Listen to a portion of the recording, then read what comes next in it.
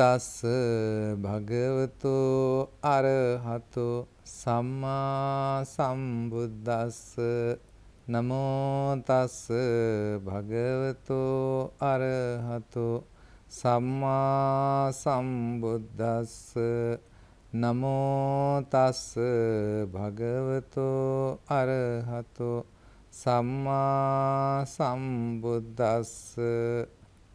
Homage to the worthy one, the blessed one, the fully enlightened Buddha.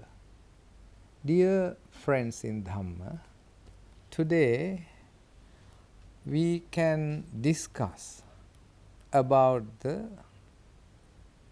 happiness, how we can achieve, how we can gain happiness by serving others and by forgetting oneself, by forgetting ego, by neglecting and not paying too much attention to oneself.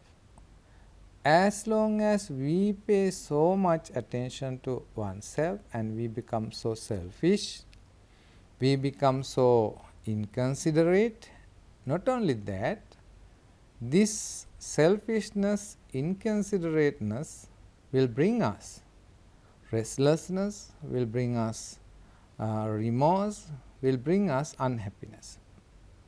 Though in our life, happiness is the most important ingredient. The most important ingredient we are looking throughout our life is the happiness. If there is no happiness, the life becomes so miserable, the life becomes more meaningless, useless. So, during the time of the Buddha, there was a religion called, the founder is called Jaina Mahavira, and this religion, the ascetics in this religion have two types of ascetics. One ascetics do not wear any clothes. That means they go in the street, in the temple, they live in the temple without any clothes. They are called nigantas. And the other type of ascetics, they live using white clothes. That's also only to cover their private parts. So their idea for this practice is even they don't have any attachment, any desire even for clothes. This is the main idea. So in Savatthi, Buddha's one of the main monastery, there was one elderly lady who look after this kind of priest, belong to this naked ascetic tradition, and she treated this young particle as her own son. So sometimes she invited this for meals, and if he needs some medicine or any other thing, she provides as a son.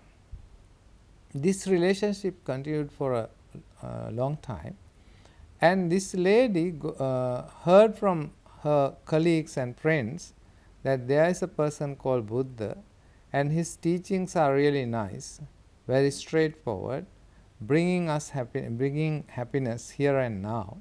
So she wanted to meet the Buddha. When she discussed this about this Patika Niganta, he was reluctant, and he doesn't like his mother, adopted mother, going to see the Buddha. The reason behind this rejection or not allowing this mother to see the Buddha was to prevent her becoming a disciple of the Buddha. If she becomes the disciple of the Buddha, then he will lose all the care, all the benefits, all the advantages he received from this mother. So he doesn't want this mother to lose, So therefore he never agreed that she should visit the Buddha, and he always tells something bad about the Buddha and his disciples, and in this way she was not allowed to go to see the Buddha. And secretly this mother had another son, her own son. This Patika was adopted son, and her own son. She sent a message to the Buddha through his son to go and invite Buddha to come to her house to have lunch. So as invitation was accepted by the Buddha, and Buddha came to the house on the invited day. When Buddha came, this lady prepared very nice, already had prepared very nice food, and she served Buddha with much respect, with much grace, all the dishes and all the other ingredients that she prepared for the lunch. And Buddha, after having taken the lunch from this lady, Buddha began to give a Dhamma talk. Unfortunately, on this day, this young Patika also living in the same house, in the next room. And when Buddha was preaching the teachings to this lady, she was so pleased, and the teaching was so nice, and it brings so much happiness and peace and tranquility to her mind, and she was saying sadhu and excellent. It is very nice teaching, well taught, well said. Like this, she was saying her gratitude and explaining that she understood the teachings. And when this noise of the adopted mother was heard by the Patika, he was so angry, he was so disappointed. He began to curse and scold from the inside room. And it became more and more increased, and the mother could not concentrate on the Buddha's teaching. Then the mother told this Patika, better you go from our home now, you can come later when we finish the Dhamma talk. And he was get out of the room and went out, but while he was going also, he was scolding the Buddha, scolding this mother, and cursing this mother and Buddha. Then the Buddha continued to teach the Dharma to this lady, but she could not pay attention, focus on the Buddha's teaching, because she was so upset, disappointed and embarrassed, because this young man has defamed the Buddha and also make the situation very sour, make the situation intolerable for the Buddha and her to listen to the Dhamma. But Buddha said, we should not pay attention to what others say, and also we should not pay attention what others are doing and what others are thinking. What actually matters for us is to consider what we are doing, what I am doing, and what I am thinking, and what I am saying.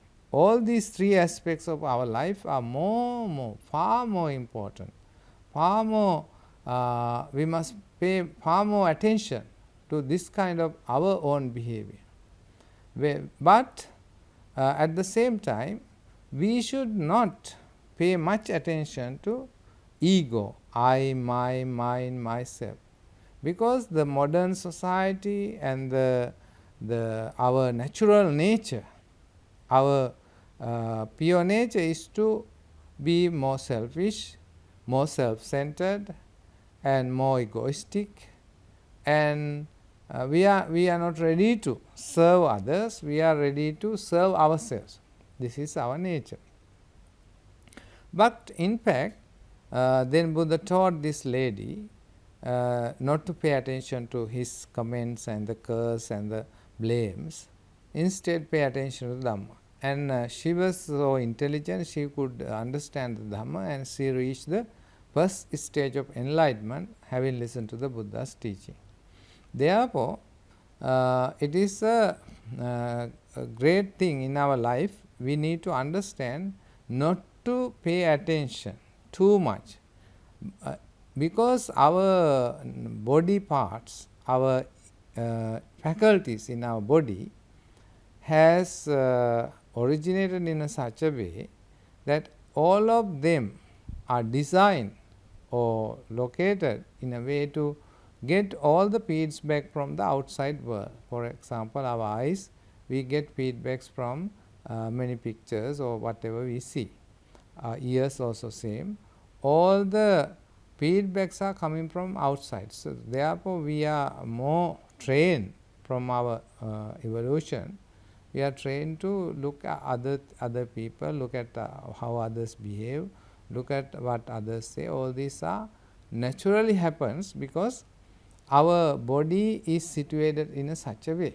But we should not pay too much attention. Or we must get to know what is happening around when we are living for our safety, for others' safety. But we should not make or break our mind peace or make us upset because of what others say or what others doing or what others thinking. If that affects, that is our mind is imbalanced. Therefore, Buddha taught us to serve others, and by serving others we can be more happy. But when we are thinking about ourselves too much, we become more miserable, we become more disappointed, we become more upset when we think about my mind, myself, this kind of egoistic thinking. So there was one young man and 33 friends together, and they were living, they were very rich, and they haven't do anything because their fathers, parents have accumulated so much money, and they were going to pubs and enjoy. One day when these young guys were in the pub, Mugger, the name of this leader of this friends is called Mugger, and he came out of the pub and he saw the drainage in front of the pub is blocked and water is not flowing and it become stinky. So he took some sticks and clean it and let the water pass through, and he found it very fun because he never used to work.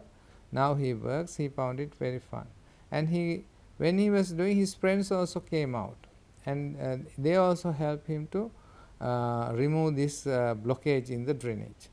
And after that, they also found it's very fun. So they also began to repair the potholes on the road.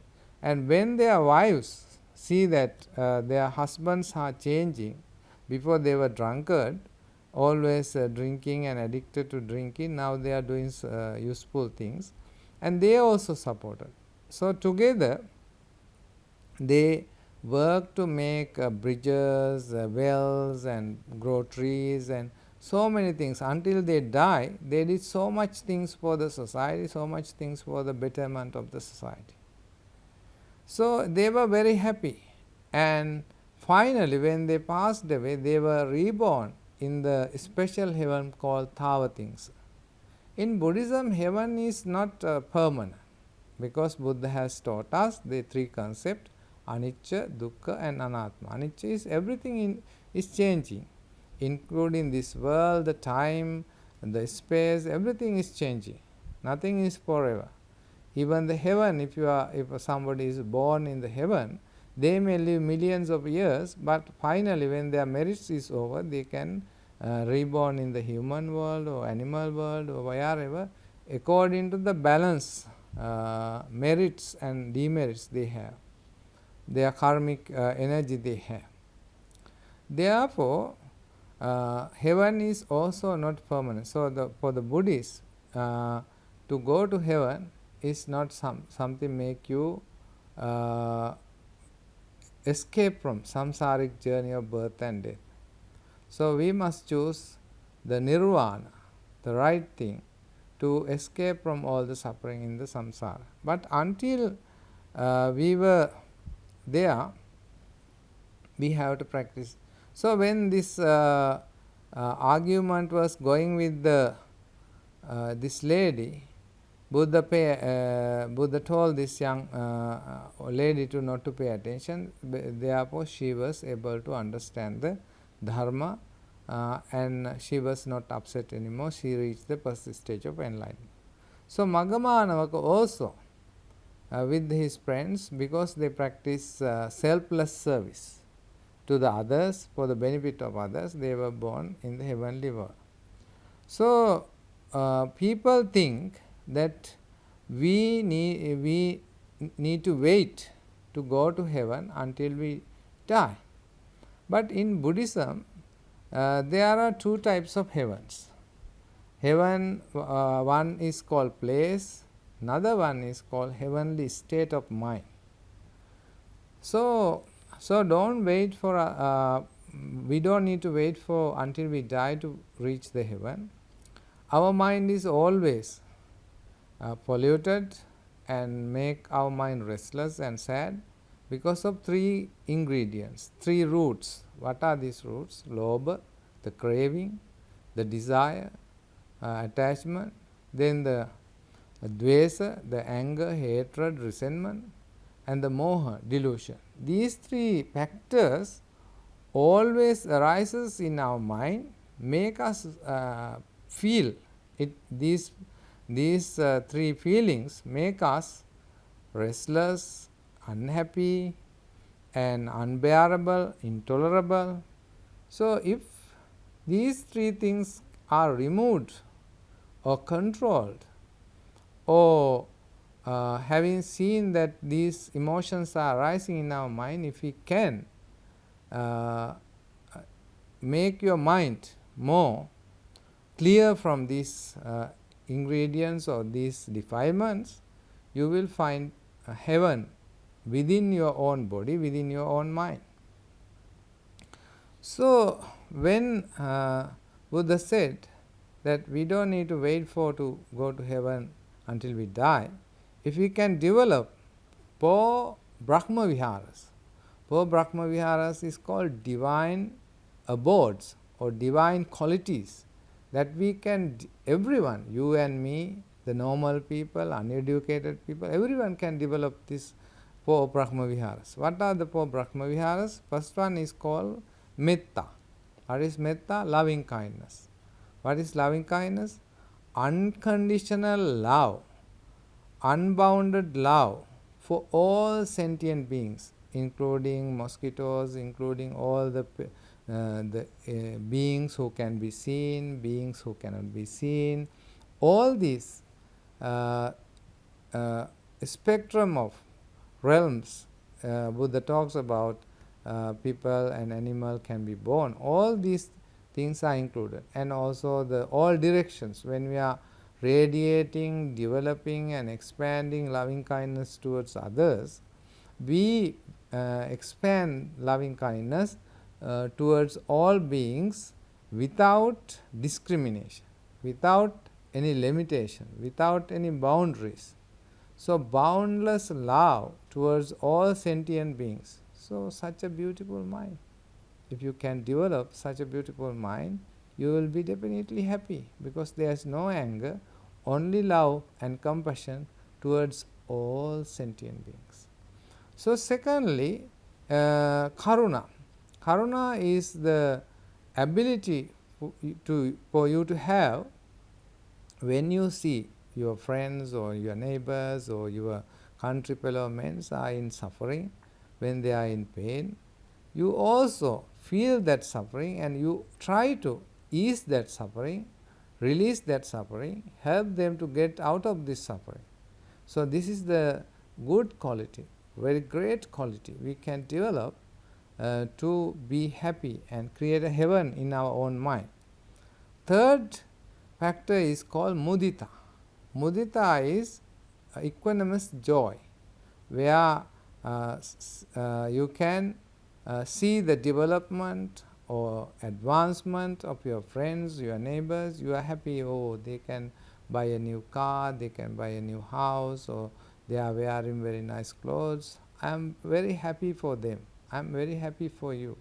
This kind of sympathetic joy, without creating jealousy, without creating hatred, resentment towards their advancement, towards their development.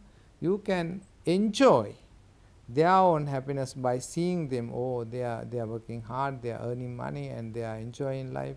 I must be also happy that they are enjoying life. This kind of mentality. And the fourth one is called upekka, equanimous mind, where you don't moved by the 8 worldly conditions or changes in the life. So if you can develop these 4 kinds of equanimous mind, these 4 qualities, you can actually create, really you can create a heavenly world in this life, in this moment, in this room, in your own mind. Therefore, serving others, Buddha's one scholar said, Jagadeepa Kutireva Buddha Puja. If you want to make a great offering, if you want to pay great homage to the Buddha, the best way, one of the best way is to serve the world. Because when he was a Buddha aspirant, Bodhisattva, his idea was to escape from samsara and also help others to escape from suffering. So since he was Bodhisattva, many millions and eons of time, he was helping many thousands and millions of people to escape from suffering, escape from all the pains and aches. And so we need to develop this kind of Bodhisattva concept, that everyone has this Buddha nature, Buddha seed in us. We can serve and help others to cherish their life, to achieve their dreams, and help them to be happy. So once there was 2 hikers, and these many hikers went to a range of mountains during the winter. So winter was very bad, and the weather was very bad. Most of them went home before evening, but 2 hikers just coming down slowly, because it's very dangerous. There were avalanches and all that. So when they come to a edge of a cliff, they saw one of the hiker who climbed earlier has slipped away on the ice and fallen down to a cliff. And these 2 guys discussing, and they were saying, let's help this one, otherwise he will die in this very cold weather under snowy grounds, which is very intolerable cold weather. So let's rescue him. But the other one said, no, I cannot. Nobody knows that he is there. Nobody is telling us to do it. I'm going. I cannot join you. Then the one guy who was courageous enough to go down this cliff, and with much hard work, with much effort, he could bring this injured one who was fell down to the cliff. And they slowly was going. On the way, they saw the first one who left them without helping to rescue this person from the cliff. He was frozen to death because he may be very tired. He just lie down for a while, and it was snowing and storms are coming. Due to very less temperature in this icy mountain, he died. But because this person was making effort to bring him from the cliff with the much effort and much energy, their body become more warm. And because this person was lying on the shoulder of the other person, the heat of the both bodies make them more warm. And finally they went to a shelter at the edge of the mountain, and they were happy. And the person who was rescued was telling, the person who loved the life, he lost it.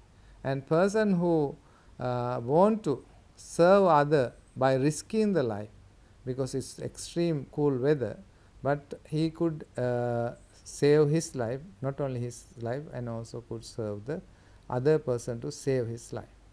So we can see in our life, when we use our life wisely, and only if we think about myself, my mind, myself, then the greed, hatred, delusion, all these defilements are arising in our mind, and all this defilement causes us restlessness, tiredness, sadness, unhappiness. But when we serve with the right attitude, without expecting anything, this is the beauty of serving others without expecting anything, then the happiness will come to you. You don't need to expect happiness, because you are serving unconditionally and without any limitations, and you are doing it with a pure heart. So friends, so in our life, people will criticize you, backbite you, and level many arguments, criticisms against you. So don't take them seriously. What is more important is the internal inner happiness, our own happiness. So pay attention to our own happiness, pay attention to make happiness for others. When you make others happiness, your happiness will automatically come. May the Buddha, Dhamma, Sangha bless you, guide you and protect you. Namo Buddhaya.